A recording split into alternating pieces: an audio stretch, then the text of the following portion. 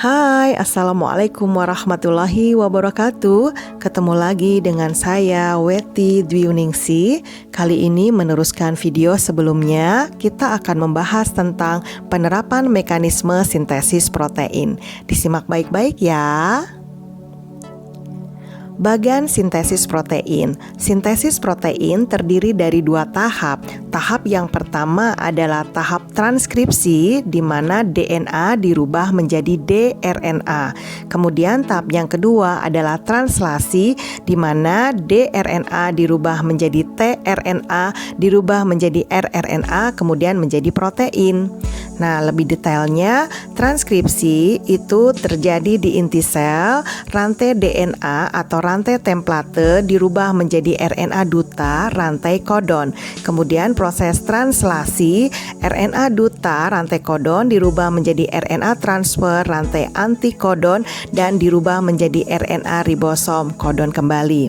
Pasangan basa nitrogen yang harus kalian hafalkan adalah A pasangannya T di DNA, A pasangan U di RNA, dan G pasangannya C atau S. Penerapan sintesis protein, DNA yang rantai double helix akan terbuka menjadi dua rantai. Rantai yang pertama adalah non-template dan rantai yang kedua adalah template. Rantai atau DNA yang akan ditranskripsikan itu adalah template.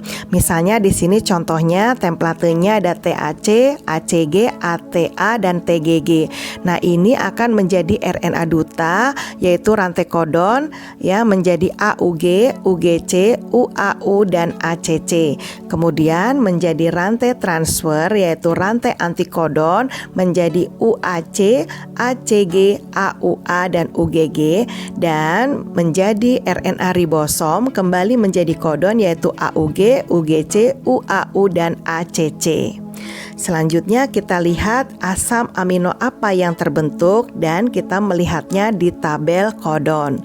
Ternyata berdasarkan tadi soal sebelumnya, kodon AUG itu adalah asam amino metionin, kodon UGC adalah asam amino sistein, kodon UAU adalah asam amino tirosin, dan kodon ACC adalah asam amino treonin.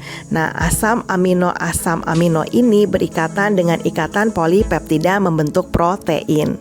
Rumus praktisnya adalah rantai kodon itu sama dengan rantai non-template.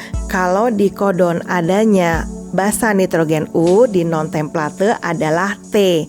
Sedangkan rantai antikodon sama dengan rantai template. Ya, di antikodon ada U dan template ada T. Nah, kita akan bahas soal ya. Soal yang pertama, bila rantai DNA yang melakukan transkripsi seperti pada gambar di atas, maka rangkaian asam amino yang terbentuk adalah, nah di soal itu diketahui template adalah ASG, TSA, TAG, dan GST. Yang ditanyakan adalah rantai asam amino atau rantai kodon. Nah, kodon merupakan pasangan dari rantai template.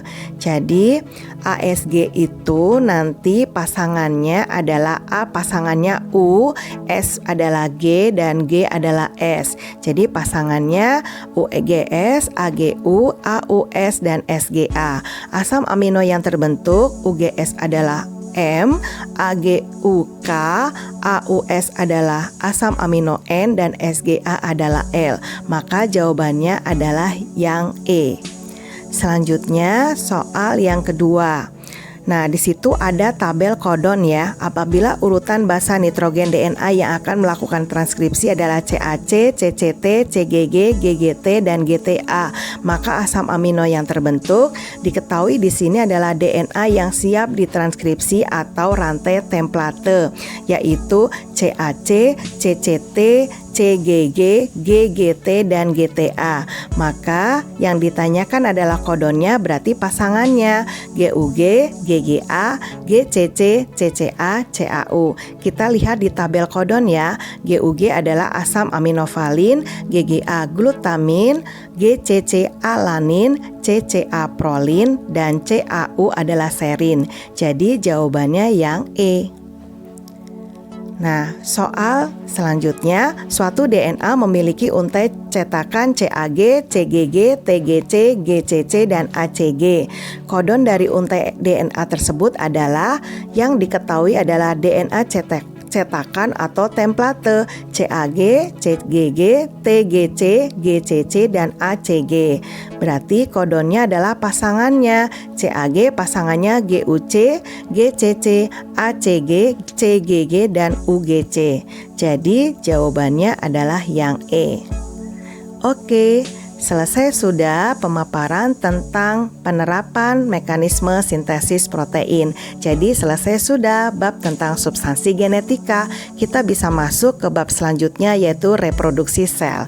Jangan lupa like dan subscribe ya. Terima kasih. Wassalamualaikum warahmatullahi wabarakatuh.